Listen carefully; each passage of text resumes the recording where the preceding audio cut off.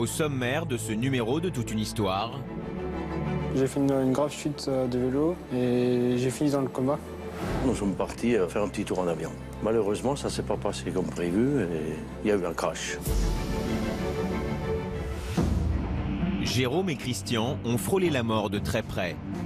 Le pilote a tiré sur le manche d'un seul coup et viré à droite. Et l'avion est descendu en pleine piquée, plein rocher.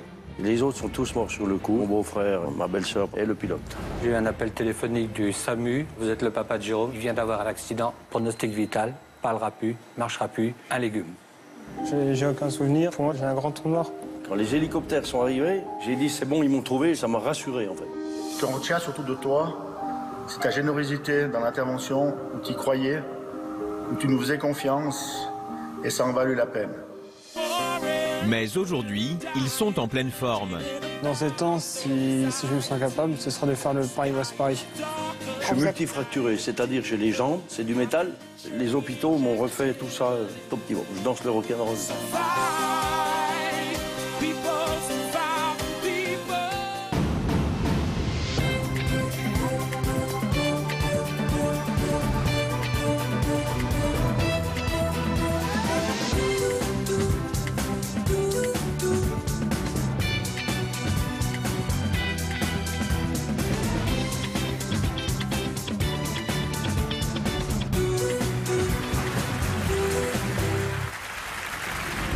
Bonjour à tous, nos invités d'aujourd'hui sont passés très près de la mort. Ils ont survécu à un grave accident qui aurait dû leur coûter la vie. Alors peut-on parler de miracle? En tout cas, eux en sont convaincus. Bonjour Christian. Bonjour. Est-ce que vous pouvez nous raconter en 2 mots ce qui vous est arrivé au mois de juin 2002? Eh bien d'accord, j'ai eu la chance d'avoir offert, on m'ait offert un petit vol en avion, puisqu'il y avait une place de libre. Ma femme et mes enfants ayant refusé, ainsi que des amis, c'est moi qui ai dit oui, bien entendu. Et alors nous sommes partis faire un petit tour en avion. Malheureusement, ça ne s'est pas passé comme prévu et il y a eu un crash. Alors on pourra développer si vous voulez. On développera tout à l'heure. Vous vous en êtes sortis et les autres? Les autres sont tous malheureusement tous morts sur le coup. Il y avait mon beau-frère et ma belle-sœur par alliance, quoi, dedans, et le pilote. Vous allez nous raconter en détail ce qui vous est arrivé ce jour-là. Et vous, Jérôme, merci d'être avec nous. Jérôme qui est un peu stressé. Et on va comprendre pourquoi vous êtes un peu stressé aujourd'hui. Déjà, c'est pas évident de venir sur un plateau de télévision, mais qu'est-ce qui vous est arrivé? Lors d'une course de vélo au championnat de Normandie, je ne sais pas comment ça s'est produit. J'ai fait une grave chute de vélo et j'ai fini dans le coma. Donc, et vous êtes resté combien de temps dans le coma? Je suis resté 3 semaines dans le coma et je me rappelle de rien de ce qui s'est passé et comment ça s'est produit. Et ça vous est arrivé quand? Ça arrive le 13 juin 2015. L'an dernier? Oui. Voilà. Donc aujourd'hui, vous êtes avec nous. Vous avez subi une opération assez lourde au cerveau. Vous nous direz quelles séquelles vous avez gardé tout ça et comment vous avez vécu ce retour à la vie. Hein, parce que vous non plus, vous n'êtes pas passé loin de la mort, on peut le dire. Ah, oui. Hein. Laurent Carilla est à mes côtés aujourd'hui pour commenter vos 2 chemins de vie. Un mot, Laurent, sur ces 2 histoires incroyables. Un miracle, c'est miracle, quoi. C'est un hasard formidable, une chance exceptionnelle. C'est pas trop un mot utilisé en médecine, miracle? Non, on l'utilise pas en médecine. Pas très cartésien. Non, en médecine, en sciences, on l'utilise pas trop, mais c'est difficile à évaluer scientifiquement un miracle, comment peut se produire un miracle. Mais bon, aussi on peut y croire, humainement on peut y croire, moi j'y crois. Donc j'imagine que dans ces retours à la vie, le mental joue un rôle considérable. Ah oui, ça joue un rôle surpuissant. Et même dans la guérison, ça joue un rôle, le mental. Pour tout, globalement, dans la vie, quand on a un mental fort, alors c'est pas évident d'avoir un mental fort tout le temps, mais avoir un mental fort, avoir un mental qui se maintient dans le temps, malgré les aléas de la vie, ben, ça joue un rôle dans la guérison et dans la rémission de plein de choses. Alors on va détailler tout ça, et notamment l'histoire de Christian. C'était pas un baptême de l'air pour vous? Pas du tout. Qu'est-ce que vous deviez faire comme parcours ce jour-là? Alors le parcours, parce qu'il faut bien comprendre la chose, c'est qu'on est en Suisse donc. Hein. On est en Suisse. Je cherchais justement votre oui. provenance, en fonction de votre accent. Oui. Vous avez un petit accent? C'est juste, oui, j'ai un petit accent. Donc c'est la Suisse? C'est la Suisse, c'est dans le canton du Valais, oui. Et au-delà des montagnes, il y a une grande montagne qui est très connue qui s'appelle le Cervin, en allant contre l'Italie. Ouais. Et c'est de là qu'on voulait aller faire un petit tour, en fait. Le Mont Cervin. Le Cervin, ouais. Ouais. Vous Et êtes donc, bonne en géographie, quand même. Oh, non, pas trop. Bon. Parce que je Je peux. plaisantais. Donc vous deviez aller le survoler. Voilà, absolument. Donc c'est des vols en montagne, c'est jamais très facile quand même. Hein. Absolument, Il y a ouais, pas ouais. mal de conditions d'aérologie à respecter. Comment oui. s'est déroulé le vol? Alors de plus, c'était les canicules, donc la portance de l'air par rapport à la technique, c'est encore différent. Donc on a attendu le pilote on avait une heure bien précise pour y aller. Le pilote est arrivé. C'est nous-mêmes qui avons sorti un petit peu l'avion, qui l'avons aidé à sortir. C'est un avion de 4 places, style Piper, un truc comme ça. Ouais. Et puis, ma foi, on est tous montés dans cet avion, on a mis de l'essence dans les airs, on est montés dans cet avion, puis nous voilà partis. Mais par contre, le pilote nous a dit, on est assez chargé aujourd'hui, on va prendre toute la piste. Déjà là, ça a créé un petit froid.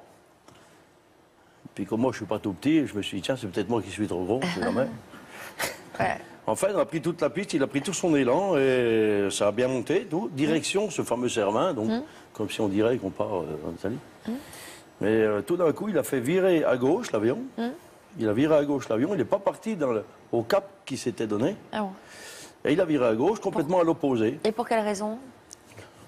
Je ne sais pas. Alors il a changé son cap, je n'ai pas posé la question à ce moment-là, j'ai dit tiens, on va faire un petit tour. C'est là qu'il nous a dit ah, on va aller faire un petit tour au-dessus du lac Léman. Pour situer. Et puis c'est à ce moment-là qu'il a pris de l'altitude, il a donné les commandes un petit peu à la fille à côté. J'ai dit, tiens, c'est bizarre. Au-dessus du lac, il a dit, je vais couper le moteur pour vous montrer qu'un petit avion, ça plane. Bon, là, j'ai dit, j'aimerais bien que tu remettes en route quand même. Alors, il a remis en route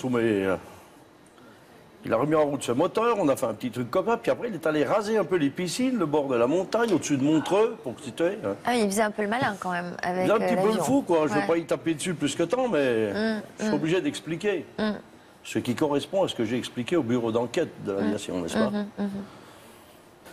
Il a retraversé le lac.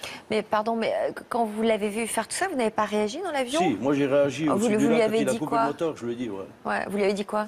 Ouais, j'ai dit, dis donc, moi, tabote-le, j'aimerais bien que tu la remettes en route, hein, parce que... Et puis au-dessus des piscines, il me semble que tu es à peu près du sol. Donc là, vous êtes parti au Cervin. Il a décidé de prendre de l'altitude, plein gaz, Ouais. plat. On avait tous les casques, hein, puisqu'il était en communication, on est en communication ensemble. Et quand il était de l'altitude, pleine puissance, il a tiré sur le manche d'un seul coup et viré à droite. Et l'avion est descendu en pleine piquée, plein rocher. Voilà. Alors, qu'est-ce qu'il a fait? Moi, alors j'étais bien placé parce que j'étais arrière droite par rapport au chauffeur. Donc j'ai bien vu ce geste, mais rapide alors, hein. La descente, vous n'avez pas le temps de discuter. Et qu'est-ce qu'il a fait d'autre? Eh bien voilà, donc comment on appelait ça? Comment on peut appeler ça? Voilà, je vous laisse le choix de... Donc vous pensez que c'est un d'apprécier acte, ce qu'il a fait. vous pensez que c'est un acte volontaire, qu'il a voulu que Pour l'avion... moi, oui, puisque je suis là pour le dire. Ouais. Mais bon, on ne va pas appuyer plus que tant sur le clou. Est-ce que vous avez cherché à rétablir le manche Vous d'avion, à avez- vous lever Vous avez à- absolument le temps de rien faire et surtout ne rien dire. Tout le monde a été pétrifié. Et puis, à la vitesse où ça va en descendant, par rapport à... Parce qu'il n'était pas très loin, ce rocher. Hein. C'est une histoire de secondes. Je dirais en me souvenant bien, pas plus de 3 secondes, quoi. Vous voyez, quand ça tire dessus, puis en plus, comme j'étais à droite, donc il y avait la vitre. Voilà. Donc là, on voit les images de Ouais. l'état de l'avion après l'accident.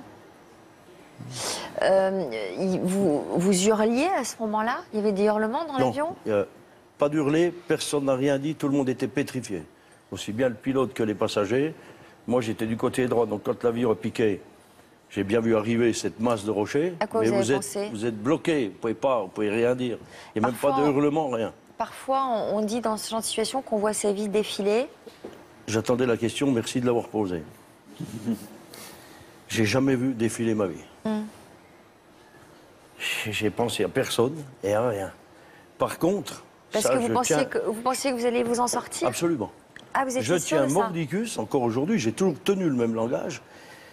Dans ces 3 secondes, on va l'appeler 3 secondes, dans ces 3 secondes, je ne me suis jamais vu mourir dans cet avion. J'ai vu que j'allais avoir un pépin, un incident, mais jamais la mort. J'ai jamais vu la mort arriver dans cet avion entre le moment où il a tourné et le moment où je vois arriver le rocher. Jamais. Ça veut dire qu'au moment de l'impact, j'ai cligné des yeux à l'impact, mais directement, je les avais ouverts puisque j'ai vu s'arrêter les choses dans l'avion, dans ce qui restait d'ailleurs.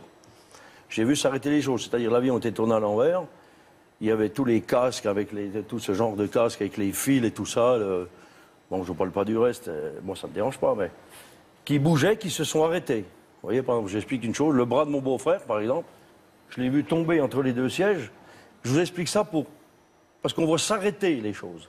Donc, au moment de l'impact, cligner l'œil, mais j'ai vu s'arrêter les choses. Ça veut dire, j'ai cligné que de l'œil, quoi, en fait. Et depuis ce moment-là où j'ai vu faire ça ainsi que le reste, je ne me suis pas rendormi dans cette Et vous n'avez jamais revécu cet épisode?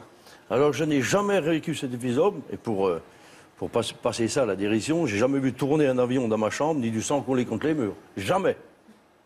Oh, rien du tout. Pas de Rien. cauchemar, pas de Jamais, flashback. ni un rêve, ni un cauchemar.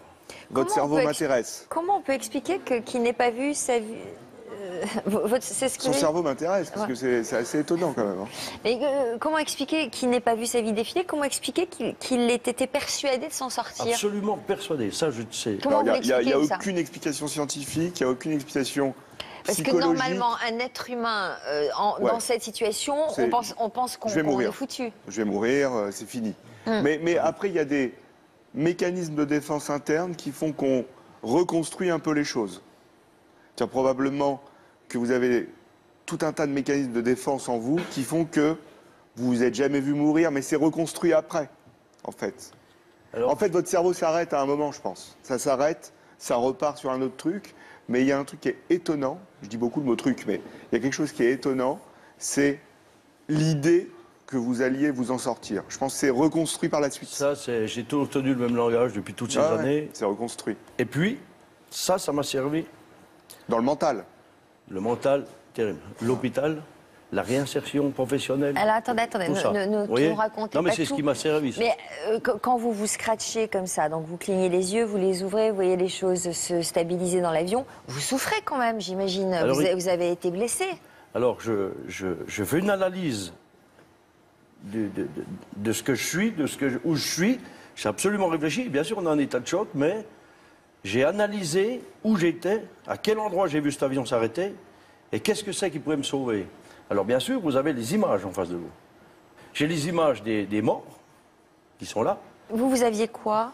Alors moi, je me regarde, je suis à l'envers, et je vois ici mon bras, par exemple, la main était revenue au niveau du coude. Et puis, j'avais les os qui étaient plantés dans le siège les os de mon bras, je ne sais pas comment ça s'appelle, le fémur, je crois. Non. Le radius, Le radius. le fémur, c'est là. Autant pour moi.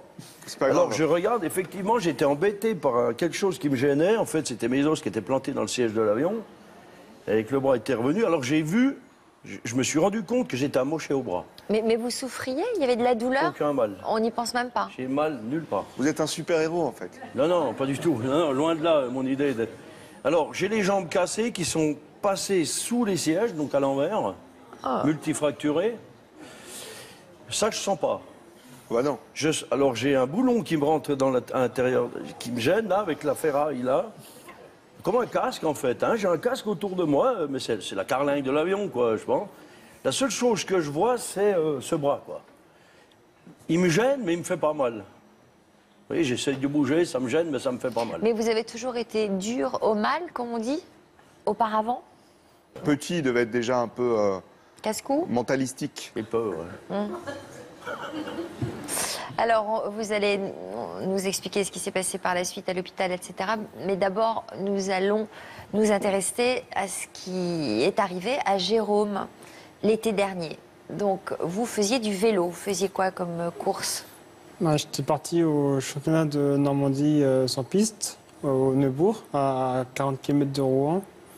Et par contre, là, comment ça s'est produit, je n'ai aucun souvenir. On m'a raconté tellement de choses que... Qu'est-ce qu'on vous a raconté?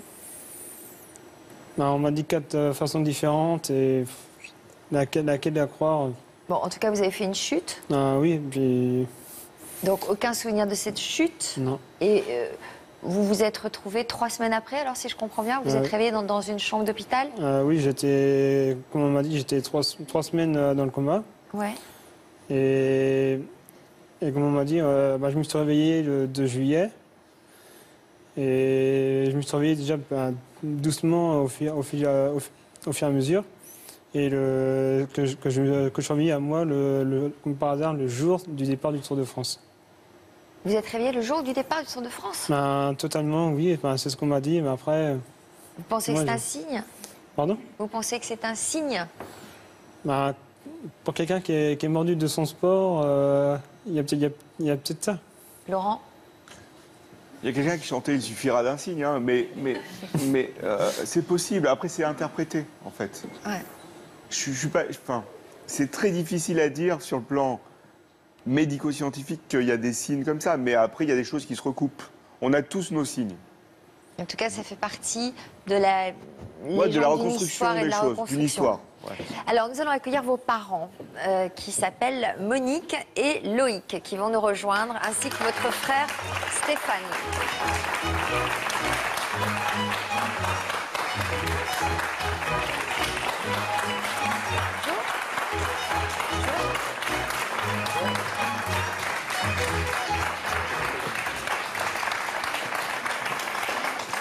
J'imagine que c'est difficile pour vous trois de revivre ces moments-là, puisque vous en souvenez probablement. Loïc, vous étiez avec votre fils en voiture lorsque vous avez reçu un coup de téléphone, donc vous étiez avec ce fils-là. Un coup de téléphone du SAMU, c'était donc le 13 juin 2015. C'est vous qui avez décroché? Qui a décroché? C'est moi, parce que Stéphane conduisait.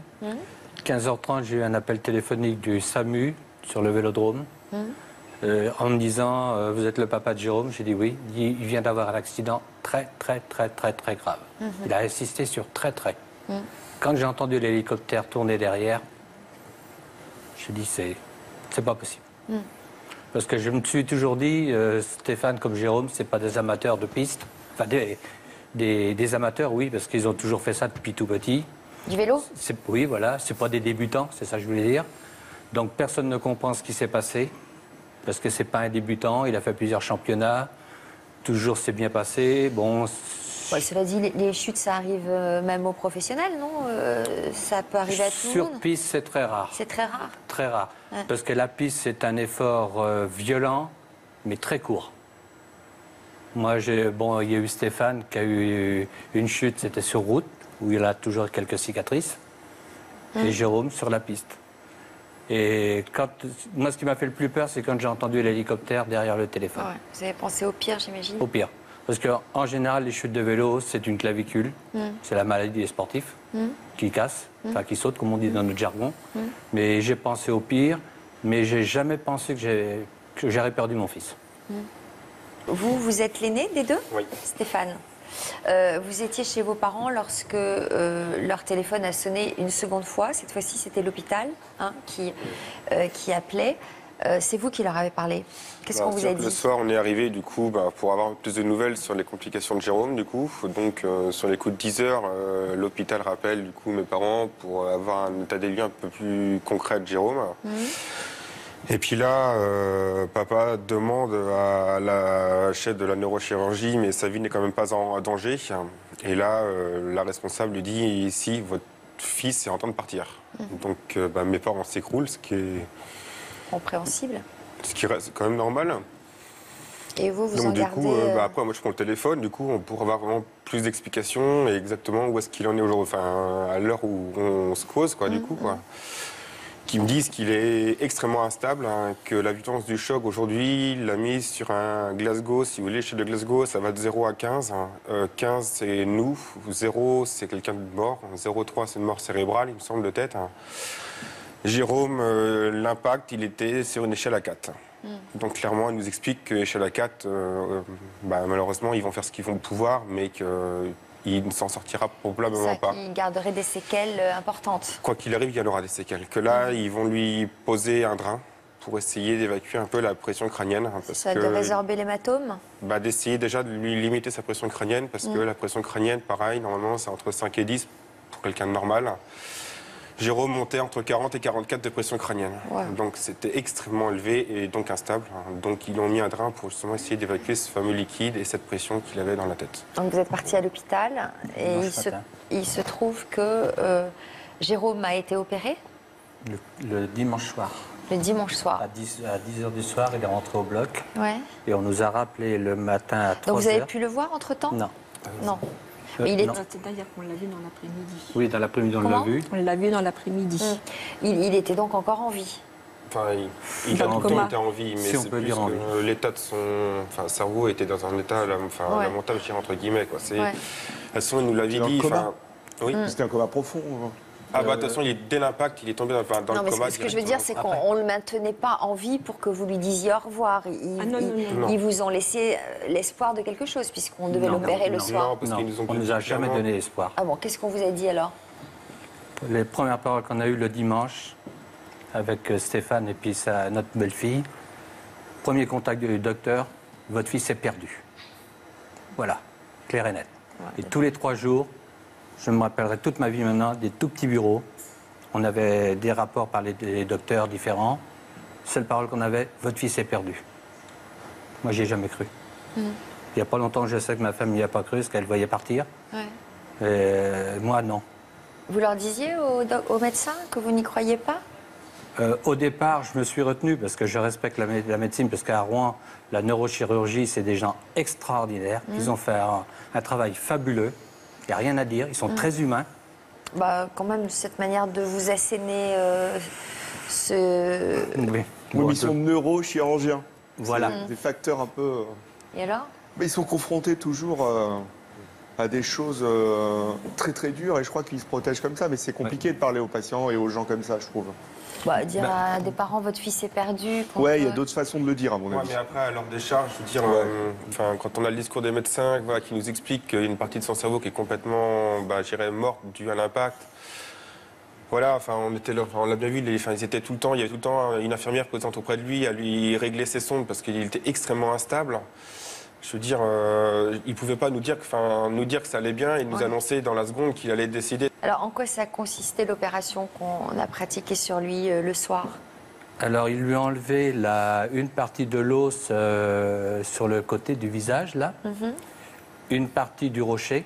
Oui, d'ailleurs, on voit bien sa cicatrice sur le côté. Ça, j'ai bien vu, mais Ouais. ça, on évacue le liquide. Mais est-ce qu'on a bougé Ils ont coupé un petit bout de cerveau, c'est pour ça qu'ils nous avaient expliqué qu'en enlevant la partie qui était morte due à l'impact, qu'il n'aurait plus jamais marché, qu'il n'aurait plus parlé. C'est ce qu'ils vous ont dit après l'opération? Ils ne voulaient seulement pas le faire à cause de ça, parce que le cerveau, visiblement, ils ne savent pas trop exactement où sont les différentes zones qui nous font vivre de coups derrière. Mais en gros, par rapport à le point d'impact, ils savaient que ça pouvait toucher ces zones-là. C'est pour ça qu'ils nous avaient expliqué qu'ils la faisaient parce qu'ils n'avaient pas le choix, en effet, comme vous dites, pour libérer de la place, mais que par contre, il y aurait de très grosses conséquences derrière. Ouais. À 3h du matin, la parole qu'on a eue, qu'ils nous ont dit il est sorti du bloc, pronostic vital, parlera plus, marchera plus, mangera plus, un légume.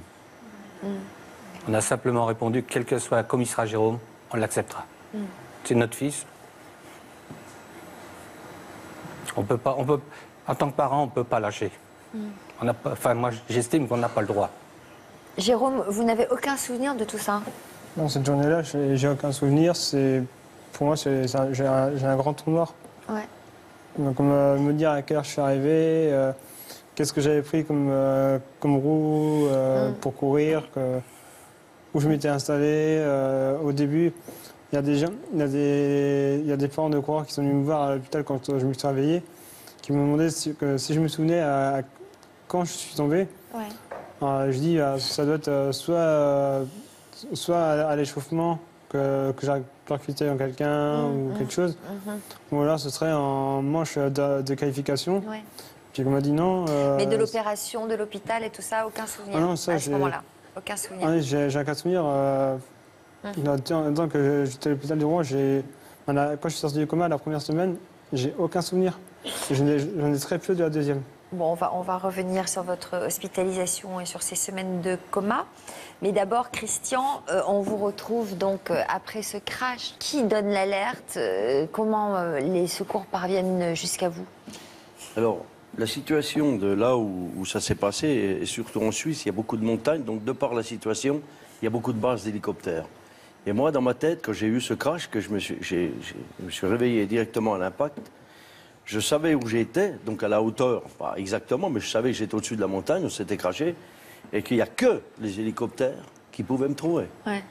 Donc, comme je suis un peu un autodidacte des choses et puis que j'apprends beaucoup de choses, je sais que ces petits avions sont munis, ce que je pensais, d'une balise Argos ou d'un style similaire, et qui sont aussi reliés à la tour de Montreux. Vous avez eu le temps de faire tout oui, ce raisonnement? j'ai fait un raisonnement, vous pourrez rendre compte. Puis même, il n'y a pas que ça, il y a aussi l'histoire de l'essence. Parce que Vous aviez peur que ça s'enflamme? Ah oui, parce que l'essence, moi je la voyais couler, puis ça sent fort l'essence d'un avion. Ouais. Et quand vous êtes vivant, puis que vous avez mal nulle part, mais que vous savez où vous êtes dans la situation, ça peut prendre feu d'un coup. Donc pour moi, c'était l'hélicoptère. J'avais que ça dans mon esprit. Vous pouviez vous lever? Ah non, pas du tout, j'étais à l'envers, accroché encore par la ceinture, dans un état, puis j'avais encore mon beau-frère sur moi, attaché par la ceinture, enfin, un espèce de... Donc vous espériez scénario. qu'un hélicoptère vous survole? Alors moi, c'est ça que j'écoute. Il faut que c'en soit un. Ils vont me chercher, ils vont me trouver. Mais cet hélicoptère, il est passé... Et puis le son a diminué. J'ai dit, ah, c'est pas pour moi. Mais j'en ai entendu un deuxième, plus près. Par contre, celui-là, il faisait du stationnaire très haut. Ouais. Et puis il est descendu. Alors quand il est descendu, puis que les pales de l'hélicoptère ont fait de l'air frais dans cette cabine qui a traversé cette carlingue déchiquetée, j'ai dit, ils m'ont trouvé, il faut tenir. Parce qu'effectivement, moi je me vidais du sang aussi, hein, donc les chirurgiens Est-ce qu'à ce moment-là, vous commenciez à avoir mal? Jamais.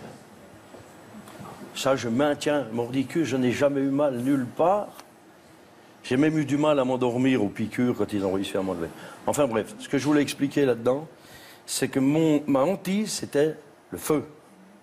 Quand les hélicoptères sont arrivés, j'ai dit, c'est bon, ils m'ont trouvé, j'ai tenu, ça m'a rassuré en fait. Mais j'avais toujours peur du feu. Alors ils ont élitreillé des pompiers, des médecins, enfin tout un tas de commerces, ils ont dû attacher l'avion pour pouvoir intervenir, hein, parce qu'ils se protègent déjà avant, ce qui est tout à fait normal. Parce qu'il y avait le ravin? Ah oui, absolument, oui. Alors j'ai vu descendre le médecin urgentiste, c'est le premier qui est arrivé dessous, c'était une femme. C'est une femme d'une trentaine d'années, c'était son premier jour dans les hélicoptères.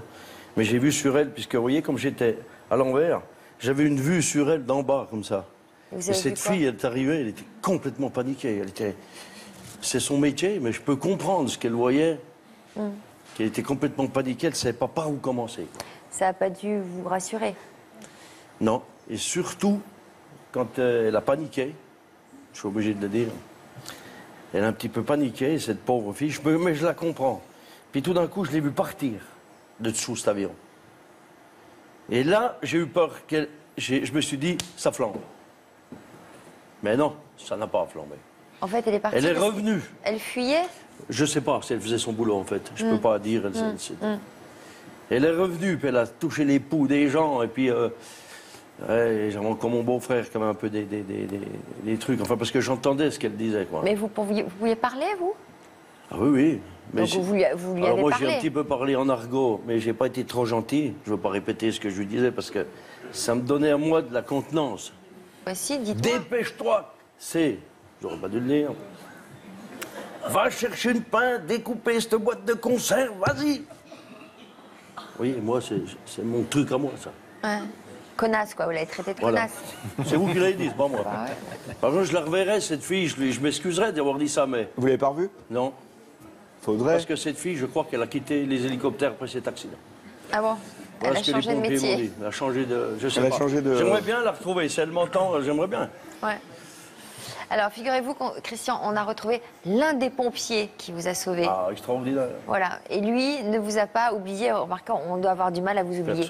Il nous a envoyé un message surprise pour vous. On va l'écouter. C'est gentil, ça. Un bonjour particulier à Christian, à qui j'apporte les salutations du centre de secours incendie du Haut-Lac. Notre équipe a partagé des moments intimes avec toi, des moments forts en émotion où on se dit, est-ce qu'on va arriver à le sortir à temps? Ce qu'on retient surtout de toi, c'est ta générosité dans l'intervention où tu y croyais, où tu nous faisais confiance et ça en valut la peine. Et surtout le moment où on a pu enfin te sortir et tu nous as fait un sourire qu'on n'a jamais oublié. Voilà pourquoi le centre de secours a toujours un immense plaisir de te croiser à l'orée d'un bar pour partager un verre d'amitié. Salut mon cher. Pourquoi il vous tutoie? Vous l'avez revu? Oui. C'est une bonne question. Je vais vous dire pourquoi ils me tutoient. Parce que quand les pompiers sont arrivés, ils ont fait un truc extraordinaire, ces gens. Et ça, je le dis à tous ceux qui veulent l'entendre. Tous les pompiers font du travail extraordinaire. C'est leur truc de sauver les gens. Donc, le merci, ils savent que même s'ils n'en ont pas, ils ont fait leur boulot. Mais l'histoire de ces pompiers, c'est que moi, dans cet avion, j'avais peur du feu. Et j'avais peur aussi de descendre le ravin. Alors, ce personnage qu'on vient d'entendre, qui est le commandant des pompiers d'un petit village de Vouvry, ils ont fait un boulot extraordinaire. Ce type, c'est pour ça que je m'en rappelle, quand il est arrivé le premier sous cet avion, avec son casque, je le verrai toujours, il dit, nom de Dieu, on se connaît. J'ai dit, oui, bon, on boira une bière une autre fois. Sors-moi de cette M. Non, je vous le dis comme je le sens. C'est marrant parce que lui, vous ne l'avez pas insulté. Non. Vous avez l'air de dire que je suis un peu misogyne. Un peu peut-être. Ouais, on est un connu, petit peu ça, un petit peut-être. peu. Ouais. Hein, voilà. Non, c'est pas vrai. Quel séducteur. Hein. C'est tout le machin de ma vie, ça. Enfin bref, quand j'ai vu ce pompier arriver, il m'a reconnu, comme il est là. Mais moi, il m'a soulagé, ce type, vous savez pas, c'est pas de m'enlever de cet avion. C'est qu'il m'a dit, on est là, on s'occupe de toi. Si l'avion bouge, il tombe pas, c'est nous qui sommes en train de l'attacher pour intervenir, et il n'y aura pas de feu, on est là, il n'y aura pas de feu. Vous vous rendez compte que moi, j'ai lutté dans mon idée du feu, puisque j'étais vivant. Et du ravin. Et du ravin, et ce type me dit, il n'y aura pas de feu. Et si ça bouge, c'est nous qui attachons l'avion. Et ça a bougé. Est-ce qu'à partir de là, de ce moment-là, vous vous êtes autorisé à souffrir? Non. Il est en métal. Non, j'essaye pas de faire le malin. Qu'est-ce qu'on vous a dit à l'hôpital quand vous êtes arrivé à l'hôpital? Écoutez, avec les blessures que vous aviez? Écoutez, moi, on m'a rien dit parce que je me suis endormi au-dessus de là quand ils m'ont envoyé. Il y a eu une douzaine d'heures, je crois, de... Qu'est-ce que vous aviez comme blessure exactement? Je suis multifracturé, c'est-à-dire que j'ai les jambes complètement multifracturées, genoux, j'ai une prothèse, hein, donc c'est tout des prothèses. J'ai tous les doigts fracturés, toute la main, donc ça fait partie d'autre chose. Vous avez la chirurgie de la main et des doigts. J'ai tous les membres ici complets, donc c'est du métal. Et les hôpitaux m'ont refait tout ça top niveau. Je danse le rock'n'roll. Et pourtant, ils devaient douter de votre capacité à remarcher peut-être et à utiliser votre main. Qu'est-ce qu'ils vous ont dit à l'hôpital? Effectivement, donc, au bout d'un mois, donc, quand il y a eu tellement de fractures qu'ils ont fait du travail, ils ont mis du métal. Et puis ce métal, normalement, oui, les os doivent refaire du cal au bout d'un certain temps, au bout d'un mois. Et puis ils se sont aperçus qu'il n'y a aucun os qui a fait du cal. Alors ils sont venus vers moi et puis ils m'ont dit, franchement, voilà, il y a deux solutions. On a un problème, ça ne fait pas de cal, donc la solution c'est, on doit amputer les 3 membres. Ou il y a une nouvelle méthode, mais qui est très douloureuse, c'est de raboter les hanches et de faire des greffes osseuses. Waouh. Alors... vous avez choisi le plus douloureux, tel que je vous connais. J'ai dit, mais... pas de problème. Et vous n'avez pas souffert? J'avais pas envie de me voir avec les fers à repasser, puis la petite charrette, vous voyez, je veux dire. Donc j'ai préféré faire ça. Ça a marché parce qu'il n'y avait pas 100% de réussite. Mais vous avez souffert? J'ai tellement eu mal que vous pouvez ni rester, ni coucher, ni debout, ni assis, ni rien. Après, tellement c'est douloureux. Après. Oui, après. C'est sur le moment où vous étiez anesthésié. Juste pour continuer, après je m'arrête. C'est que ça fait tellement mal que le chirurgien, il m'a dit, je peux rien faire, je peux pas te donner plus que ce qu'il faut. J'ai dit, parce que moi je suis allé là devant la télé, mais je serais mieux chez moi. Il m'a dit, si avec le mal que tu as, tu vas jusqu'à la réception, je te signe ta feuille de sortie. Je me suis retrouvé à la réception, la fille elle m'a dit, qu'est-ce que vous voulez? J'ai dit, pour appeler le docteur, il m'a signé ma feuille et je suis parti. Parce que le mal, vous pouvez l'atténuer. La force de caractère, je suis pas là à me la péter, pas du tout. Hein. La force de caractère, du mal, de la douleur, vous pouvez lutter. Il est fabuleux, Christian. Non, non, mais Alors, je vais vous prendre comme Christian. co-thérapeute. Hein. Comment? Je vais le prendre comme co-thérapeute, ça Ouais, peut aider bah pour ouais, certains. Hein. Bien sûr. je suis rentré en chaise roulante, où je devais y rester à peu près une année ou deux avec un corset, parce que j'avais aussi les cervicales de casser. Ouais. Quand vous êtes assis dans la chaise roulante à la maison, pendant une semaine, ça n'a pas duré plus longtemps. Vous voyez votre fils, par exemple, qui rentre le soir, mais qui n'ose plus Tiens, rentrer, il rentre attendez, trop tard. top. On va le voir entrer, votre fils. Il s'appelle ah bon. Damien et votre femme s'appelle Nadine. Ils sont là avec vous. Hop, les portes s'ouvrent, ils entrent et vous continuez votre histoire.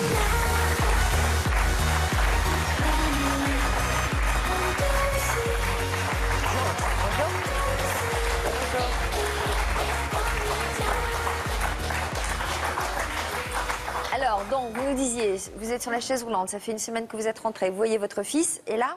Et ma femme travaille, et quand mon fils, on voit qu'il change ses heures de temps, il n'ose plus rentrer à la maison, ben quand il passe tout droit, il jette un œil dans la chambre, il se dit, tiens, il y a le vieux qui est là-bas, il est comme un légume, je l'explique comme ça. Et là, vous vous C'est dites... exprès. Votre femme, où elle va travailler, elle a du boulot, puis elle doit s'occuper de vous le soir en rentrant. Il faut vous doucher, machin, les trucs, et vous traîner quand vous êtes dans une chaise. Donc vous vous dites... Quand vous êtes assis dans la télé, vous avez deux solutions. C'est où vous dites, je suis une encouble. Une quoi? Une encouble, c'est suisse. Une encouble. Je suis une encouble, c'est-à-dire je suis un boulet. poids, Un boulet, on dit chez nous. pour ma famille. Une enclume. Ou une encouble Voilà, une enclume, d'accord. pour ma famille. Donc il faut réagir. Il y a deux solutions. C'est celle-là ou autrement on se met en bas. On ne peut pas rester comme ça. Et qu'est-ce que vous avez fait alors? Alors j'ai appelé mon fils, puis je lui ai dit, viens voir ici. On va? Au bout d'une semaine, je lui ai dit, tu vas aller me chercher une petite canne à la pharmacie. J'ai donné 20 francs. Il m'a dit, qu'est-ce que tu veux faire? Je lui ai dit, va chercher une petite canne. J'ai dit, aide-moi à me mettre debout. Une semaine après d'être rentré. Il m'a aidé à me mettre debout. Je ne me suis plus jamais rassis dans cette chaise. C'est vrai ça? Damien, vous aviez quel âge, vous, à l'époque? Bah moi j'avais 14-15 ans, je me rappelle 14-15 ans, quoi, ça date. Vous avez dû être bluffé par la volonté incroyable de votre père. Alors moi j'ai pas été bluffé vu que je l'ai toujours connu comme ça en fait. Qu'est-ce que vous en pensez, vous, madame Nadine? Oui. De tout ça? Oui, de cette force de caractère, ouais, de ce bon, mental. ça, j'ai toujours connu comme ça. C'est vrai que c'est... C'est ce qui vous a séduite, peut-être? C'est pour ça, peut-être, oui. Oui. Mais c'est vrai qu'il a toujours été très, comment on appelle ça, bourru. Il fonce. Volontaire. Voilà, ouais. Comment vous teniez le coup, vous? Je sais pas, ça a été... C'était assez dur pour elle. Elle avait ça a son été travail. dur. Elle devait- Ouais, j'ai Puis il y a dû son m'occuper frère de qui était tout. Du décès de mon frère, j'ai été prise entre deux émotions, quoi. La joie. Vous dites quoi, vous, que c'est un miraculé? Ah oui, quand même, bien sûr. Tout le monde le dit. Il aurait dû aussi être comme mon frère. Il a fallu tout organiser. Le jeune, voilà, il quittait un peu de la maison parce que voilà, il voulait pas vivre. Il sentait que c'était très. C'était trop lourd pour vous? Ouais, c'est quand le soir même, on était tous sous le choc quoi, quand on a appris ça, mais c'est vrai que le lendemain, quand on était à l'hôpital, je l'ai pas reconnu. J'ai pas reconnu mon père. C'était vraiment pas facile. Et puis voilà, c'était les vacances d'été, tout le monde était dehors, tout le monde partait en vacances. Puis moi, j'avais cette histoire dans les pattes. C'est vrai que j'ai essayé de fuir comme je pouvais, quoi. Avec ma petite mobilette, je sortais voir des copains à gauche, à droite. Et puis j'ai essayé un peu d'évacuer comme ça, quoi, le Est-ce qu'on surplus peut de dire que vous avez douleur. fait quelques bêtises cet été-là? On va pas dire que c'est l'époque des conneries, mais ça englobe un peu tout, ouais. Il voulait échapper un peu à cette ambiance. Ouais. Laurent, vous portez quel regard, vous, sur le comportement de Damien? J'ai envie de dire c'est un comportement en regard de la situation qu'il a vécue. C'est un traumatisme fort, son père qui est en vrac sur le plan orthopédique, mais avec le mental qu'il a. Et puis 14-15 ans, un événement comme ça, ça peut faire que l'ado va aller consommer, va aller faire la fête, va plus respecter les règles. C'est un facteur environnemental qui peut interagir avec l'ado, quoi. Vous avez fait de la rééducation? Alors la rééducation, non. Parce que? C'est-à-dire qu'il voulait le CHUV, le grand hôpital de Lausanne, ne m'autorisait pas à sortir de cet hôpital si j'avais pas si j'avais pas quelqu'un qui me prenne en main pour faire de la kinésithérapie, enfin, ils appellent ça des physiothérapeutes chez les Suisses, et vu que je suis devenu copain avec tous les chirurgiens, de par mon comportement et mon langage, je suis plus le chef kinésithérapeute. On vous a pas proposé un poste de direction au CHUV? Il a, d'ailleurs, juste pour l'anecdote, si vous regardez le clip que le CHUV a fait sur moi, vous comprendrez tout de suite. Mais je veux dire, ce kiné, il habitait pas très loin de ma maison, et lui, il a accepté, par contre, de venir de temps en temps chez moi me faire des petites physios. Enfin, il venait me détordre un peu les doigts, à mon avis. Je lui ai dit carrément, j'ai dit, écoute, ce que tu viens faire là, à mon avis, ça ne te sert à rien, tu vois. Un jour, il était fatigué, il m'a dit ça assis, il m'a dit, quel travail on a là-bas? J'ai dit, mais assieds-toi. Moi, un coup, j'ai dit, puis écoute, les doigts là, laisse tout tomber, tout ça. J'ai dit, laisse tomber, si tu es fatigué, viens boire un petit coup avec moi, mais laisse tout tomber. Il m'a dit, il faut faire. Je lui ai dit, ça sert à rien ce que tu fais. Alors, on ne peut pas dire ça, ça sert à rien ce que tu fais. Il m'a dit, si, quand même, bon, il ne peut pas dire non, c'est son travail. Alors j'ai dit, tu arrêtes de faire, et je me suis fait ma physio moi-même. Je suis allé dans mon atelier, j'ai coupé des plans, j'ai essayé du bois, j'ai tapé, j'ai fabriqué des caisses qui servaient à rien. J'ai tapé, meulé, scié. J'ai fait des trucs qui servaient à rien. Je me suis fait ma physio moi-même. C'est-à-dire, vous avez tout fait pour rééduquer votre main, tout ça.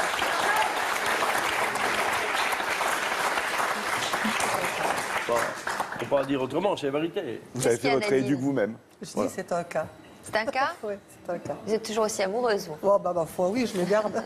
Alors, je dois dire, ce qui m'a tenu aussi, ce que je dois dire, c'est que nous avons fondé avec mon fils et ma famille un gros groupe de musique d'une 60aine de personnes. Ça s'appelle le Guggen Music en Suisse, et c'est un gros groupe de carnaval où on fabrique des immenses costumes. On a des costumes fabuleux qui sont sur ce groupe. On peut voyager dans le monde entier, en Europe et en Asie. Quel genre de costume? C'est dommage, on n'a pas une photo, peut-être mon fils en a une, je ne sais pas, sur son attel. C'est des gros costumes que nous fabriquons et que nous inventons nous-mêmes. Ouais. Et c'est tous des jeunes, en fait, à part moi et quelques-uns, c'est tous des jeunes qui sont dans ce groupe. Et ce groupe existe depuis 20 ans, donc avant l'accident. Et ça aussi... Ça vous a donné envie de vous battre? Vous voyez, ça aussi, c'est... Il y a des gens qui attendent sur vous, il y a des gens qui attendent. C'est quel genre de musique? C'est une musique... Une musique de rue, un peu, une fanfare de rue. Une fanfare de rue ou une bande basse, mais beaucoup plus puissante en volume et puis costumée. C'est ça qui est important. Et Damien participe aussi à ce groupe? Il est directeur de la société parce qu'il est musicien. D'accord. Et vous non plus? Et moi, je suis président fondateur. Ah, c'est pas pareil.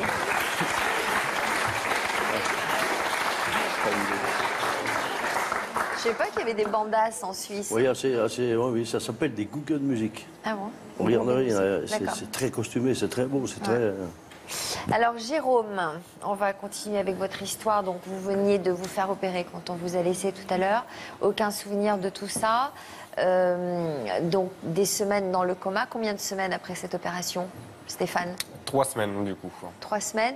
Avec une amélioration de son état pendant ces 3 semaines? Non, après moi la différence de papa qui a tout le temps cru, honnêtement, moi en appelant les médecins 3 fois, enfin toutes les 3 heures, en ayant tout le temps le même discours, en me disant que de toute façon il est toujours aussi instable, surtout la première semaine, qu'il n'y a aucun signe qui montre que ça va s'améliorer, surtout quand le médecin à un moment donné nous dit à un moment donné il faut qu'on tente le tout pour le tout. Ils ont décidé de baisser son corps en température le plus bas possible pour mettre son cerveau au repos le plus possible également pour que ça évacue un maximum de pression. Donc clairement son corps est descendu autour de 34 degrés à peu près. Pour que son corps n'existe plus tout simplement, pour qu'il y ait vraiment que son cerveau qui tourne au ralenti, pour qu'il y ait le moins en moins de pression quoi du coup. Donc ça a permis d'évacuer beaucoup de liquide quand même, malgré tout. Là, la pression est descendue à 20 quand même, au niveau de la pression crânienne. Donc c'était un petit peu mieux par rapport à ça, mais le discours était toujours le même toutes les 3 heures. C'était de toute façon, là, il est là, mais peut-être que dans 1 heure, il sera peut-être parti. Quoi. Alors du coup, vous qui êtes plutôt cartésien, vous vous êtes mis à croire un peu à d'autres forces. Après, j'y croyais pas du tout en effet à ça. J'étais pas. Vous êtes allé voir qui? Alors c'est surtout ma grand-mère, ma maman de maman. Enfin c'est ma mamie du coup, qui a une magnétiseuse qu'ils connaissent depuis très longtemps. Et déjà un truc qui nous a tous surpris avant qu'on voie Jérôme. Donc elle avait pris une photo de Jérôme. Et sur la photo, elle nous a dit que c'est son côté gauche qui a pris l'impact, sans qu'on le voie. Ouais. Donc du coup, le frère de ma maman demande en effet si c'était le côté gauche, donc on ne l'avait pas encore vu. Donc du coup, après l'avoir vu, on lui a dit que c'était oui. Et ce fameux dimanche qu'on est monté, elle nous dit mais pourquoi est-ce que les médecins ne décident pas de l'opérer maintenant? Mais j'ai après, moi, nous on n'est pas médecins, je veux dire déjà, c'était suffisamment violent de le voir dans l'état qu'il était là. Voilà, mais pour elle, il fallait absolument qu'il se fasse opérer, quoi. Donc du coup, c'est vrai qu'il s'est fait beaucoup manipuler par photo, pas avec cette mellitus-là. Et le frère, donc papa, a été sur un site pas très loin de chez nous qui s'appelle Saint-Léonard, qui réalise beaucoup de vœux. Il y a un site où, voilà, pareil, c'est une tombe qui, dans la forêt à côté de Sens-de-Bretagne, qui avait brûlé. Et il n'y a que son tombeau qui n'a jamais brûlé. C'est un brigand, du coup, mais par contre, qui a été adulé, du coup, derrière. Et on nous avait expliqué, une collègue de ma femme m'avait dit, tu devrais aller voir ce site-là aussi, parce que tout ce que tu lui demandes, si tu y crois, c'est qu'il le réalise, quoi. Et alors, vous êtes allé? Moi, non, sur le coup, non, parce que j'y croyais pas toutes ces conneries-là, sans le dire. Mais honnêtement, j'y croyais pas tout ça. Et il y a un mercredi, ça s'est passé un mardi, où le médecin me dit, parce qu'ils avaient essayé de le mettre dans les machines où ils sont aspirés, du coup, pour qu'ils soient ventilés, pour qu'ils respirent. Ouais. Vous y seriez allé, Christian, vous, sur la tombe de Saint-Léonard? Je crois pas, non. Non? Vous n'y croyez pas, vous, à tout ça? C'est difficile à croire, toutes ces choses. Bon, alors par contre, je peux comprendre que... Je peux comprendre parce que c'est pas évident quand on est dans le malheur. On cherche toutes les solutions. C'est ça. J'aurais tenté de poser une question aussi aux jeunes. Est-ce qu'il était protégé quand il faisait du vélo? Une chance. La tête. Une chance. Il avait un casque et tout. C'est obligatoire. C'est ce qui lui a sauvé la vie. C'était obligatoire. C'est obligatoire. Et puis ça a pas... Et là, je suis en train de voir avec mon président, parce que je suis responsable du vélodrome de Fougères. Et je suis en train de voir, depuis l'accident à Jérôme, avec le président de la FEDE, de la Fédération Française de Cyclisme, qui est un breton aussi, la chance qu'on a. Et on est en train de voir justement pour que les casques sur les vélodromes sont améliorés. Parce qu'ils ont le droit de courir avec le casque de route. Mais quand vous faites une chute comme Jérôme, en pleine puissance, à 70 km/h, il vaut ça mieux que le pardonne pas. casque soit renforcé. Voilà. Alors, attendez, on revient à la tombe de Saint-Léonard, alors. Qu'est-ce qui se passe, alors? Donc, du coup, le mardi, donc, ils avaient essayé déjà dans la semaine d'inverser la machine, si vous voulez. Donc là, la machine, c'est ça qui le faisait respirer. Et il y a une deuxième fonction qui vient juste en soutien par rapport à lui. Ils essaient de le faire respirer tout seul et la machine prend le complément qu'il peut y avoir. Donc, vous êtes devenu un super chercheur, vous, un super technicien. Ah ben, aujourd'hui en médecine, ouais, on en a appris beaucoup, c'est clair. On est obligé d'apprendre. Et du coup, ça marchait pas du tout. Enfin, il respirait pas tout seul, quoi. Et donc du coup, le médecin me dit, demain, de toute façon, il faut qu'on avance. Le médecin me dit, demain, on va essayer de l'extuber pour qu'il respire tout seul, quoi.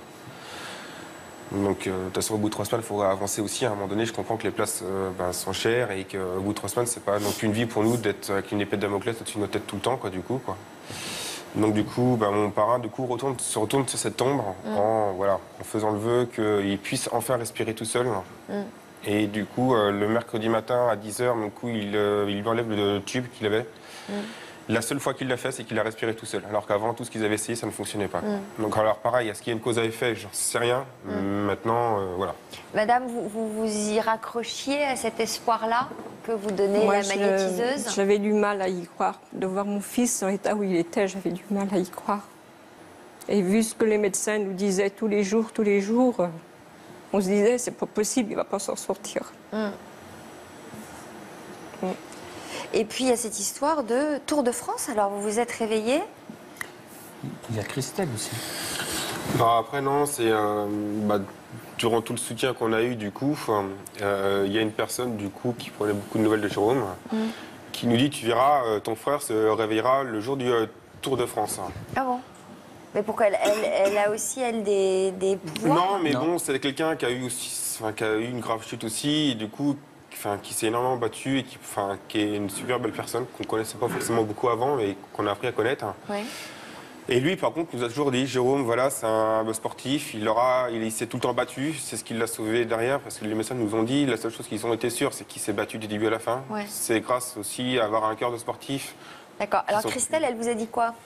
Pareil, elle l'avait fait toucher aussi sur des photos et qui nous disait que de toute manière, il ne pourra pas partir. Qu'il allait se réveiller. Ça allait être dur, mais qu'il fallait se battre. Mais elle avait annoncé qu'il se réveillerait le jour du départ du Tour de France? Il nous avait dit, tu verras, c'est qu'il se réveillera ce jour-là, parce que du coup, le vélo, c'est votre passion, dans la famille, tout ce qu'on en est. Il ne loupera pas le Tour de France. Ça alors? Alors qu'est-ce qui s'est passé ce jour-là? Il nous a fait un coup double. C'est-à-dire? Il s'est réveillé du coma le 2 juillet, le jour du départ du Tour de France, et il a été rapatrié dans un petit hôpital auprès de chez nous, de Fougères. Non, il est sorti de l'hôpital, pardon, le jour du départ du Paris-Brest-Paris. Dis donc, incroyable. Et à quelle heure vous êtes réveillé le jour du départ du Tour de France? Pas juste pour le départ, quand même. Il a vu le départ. Juste avant le direct. Il a eu du mal à s'en souvenir, je pense, Jérôme. Ouais, la première semaine et même deuxième semaine, je n'ai aucun souvenir, malgré qu'il y avait une arrivée du Tour de France à Fougères. Alors, qui l'avait gagné? J'ai appris il y a pas longtemps qu'un ancien coéquipier, un amateur, il avait été dans un échappée ce jour-là pour moi, en pensant à moi. Ah, c'est sympa. Ah ouais. Et comme par hasard, il est monté sur le podium en plus combatif. Ah bah génial. Ça m'a ému, quoi. Ouais, je suis touché. Alors, 10 mois après l'accident, vous êtes aujourd'hui toujours en rééducation, mais on l'a bien compris, donc avec votre mental de sportif et vos muscles de sportif, vous êtes un battant. Et nous vous avons suivi dans votre course vers la guérison. On va regarder ce reportage. À Rennes, en Ille-et-Vilaine. Depuis 6 mois, Jérôme se rend dans ce centre médical 3 fois par semaine pour suivre différents cours de rééducation. Il y perfectionne son langage, sa mémoire ou sa démarche. Ce matin, il a d'abord rendez-vous avec sa kinésithérapeute. Essaye de lever le bras, là, jusqu'au-dessus de la tête. C'est douloureux là? Non, c'est au côté droite. Serre-moi la main très fort. Le plus fort que tu peux. Encore. Allez. Je peux pas. Ok. Donc, je suis pressé de redevenir comme avant, ne plus avoir mal. Donc, au niveau du visage, ne plus être paralysé, même au niveau des bras, de la jambe, quoi. La matinée continue avec l'ergothérapeute. Elle lui réapprend à gérer un quotidien qu'il a totalement oublié. Donc du coup, aujourd'hui, on va faire un exercice sur pouvoir préparer des menus pour toute une semaine. On a parlé de tester tes capacités à vivre seul dans un appartement. Est-ce que ça t'aiderait si je te donne des prospectus pour voir différents produits, pour te donner des idées? Je sais pas. Tu veux qu'on essaye? Oui. Note les jours de la semaine et à chaque jour, tu remplis au fur et à mesure. Un jour, à la rigueur, je préfère une raclette, quoi. Raclette choucroute? C'est du repas de sportif. Ouais, mais du moment que je me dépense, après, c'est ce qui compte. D'accord. Il y a eu un accident grave avec des lésions assez importantes. Il a fait des progrès depuis le début. Il reste encore des petites difficultés, mais qu'il peut compenser au quotidien. On arrête là? Oui. Ok. Au revoir Jérôme, à demain. Ouais, ok, ça marche. Après sa rééducation, Jérôme rentre chez ses parents où il a gardé tous les souvenirs de sa carrière de sportif. La coupe que je suis le plus fier, il y en a deux. Il y a celle-ci de ma dernière victoire pour ma dernière année de vélo. Et une que je tiens parce que c'est l'année que j'étais champion de Normandie de deuxième catégorie. C'est celle-là. Je sais qu'il ne fera plus de compétition. La piste, pour lui, c'est fini. Pour moi, le principal, c'est qu'il soit là. Un vélo, on le casse, on s'en fiche, on le remplace. Une vie, ça ne se remplace pas. Et perdre un enfant, c'est impossible. Mais pour Jérôme, il est inenvisageable de renoncer totalement au vélo. Et aujourd'hui, c'est dans sa chambre qu'il profite de sa passion, autrement. Je fais du vélo parce que depuis ma chute le 13 juin, jusqu'au mois de janvier, février, je n'ai pas fait, donc ça me manquait. Et mon rêve que j'ai, c'est de reprendre le vélo sur la route avec les copains. Toute personne qui aime le vélo, un jour ou l'autre, il recommence, malgré ce qui m'est arrivé.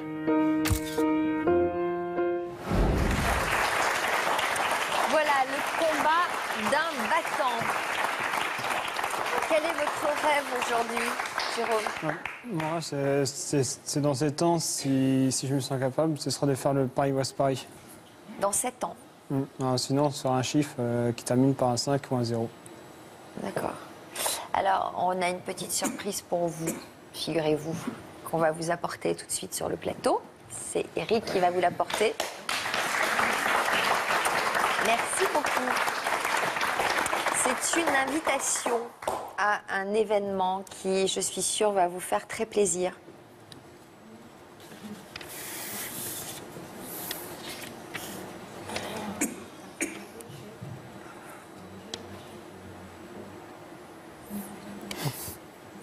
C'est quoi? Oui, tout le monde pleure alors, le papa, la maman, les deux frères. Je peux voir? Nous avons le plaisir de vous inviter dans les coulisses de l'étape du Tour de France près de chez vous. Ça doit être qui, ça?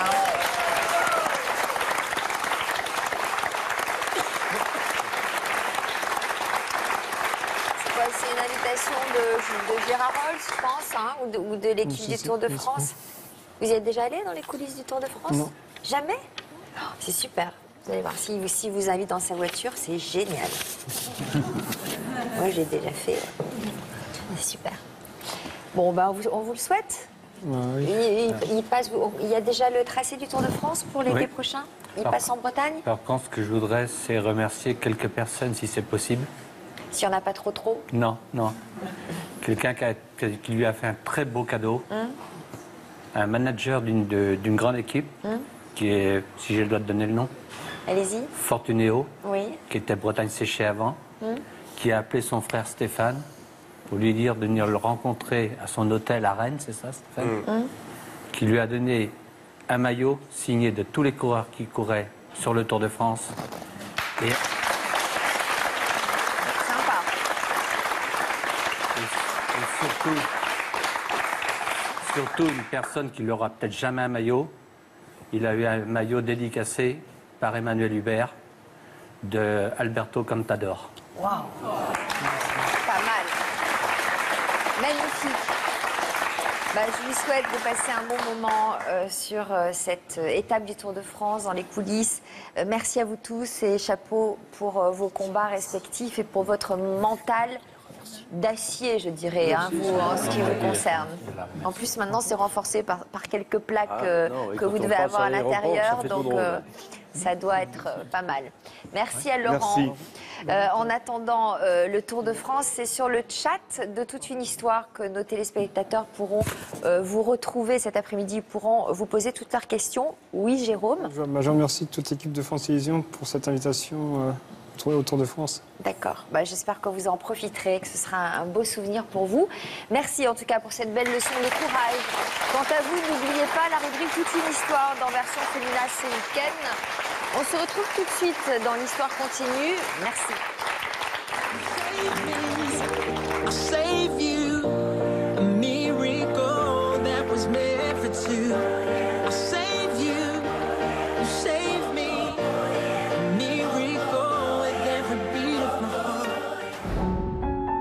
Dans quelques minutes, nous vous donnerons des nouvelles de Sarah, qui se battait pour retrouver ses enfants, emmenés par leur père en Argentine. J'ai la conviction qu'ils vont très bientôt revenir.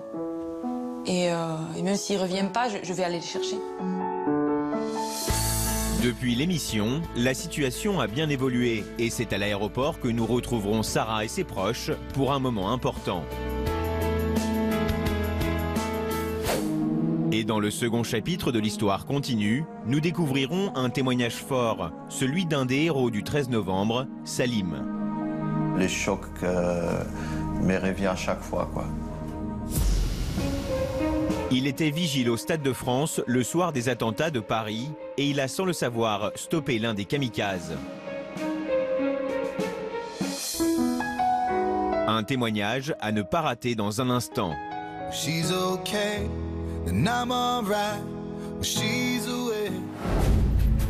Bientôt, au sommaire de Toute une histoire. J'étais parti faire des courses sur le chemin du retour. Une voiture ne m'a pas vu et ça a été l'accident. J'ai perdu l'usage de ma cheville droite. C'était une opération, on devait m'enlever l'utérus et il y a eu des complications. Donc les séquelles qui me restent à vie, c'est ma jambe. Le handicap a brisé leur corps, mais il a aussi pris leur couple en otage. Mon conjoint partait au travail, donc c'est vrai qu'on est dans une maison, mais en fin de compte, on est dans une belle prison. J'étais plus sa femme, j'étais un coloc. Ça m'a valu un divorce. J'ai jamais rien à lui raconter quasiment, puisque je reste à la maison toute la journée. Pour moi, je l'aime toujours autant qu'au départ. Ce qui a fait que j'ai pensé un instant à parfois peut-être le quitter, c'est que il a énormément changé. Il est devenu tellement différent. Comment vont-ils aujourd'hui? Pour être honnête, je regrette beaucoup l'ancienne Natacha. Conduire, c'est hyper important parce que voilà, c'est le début de l'autonomie. À cœur vaillant, rien n'est possible.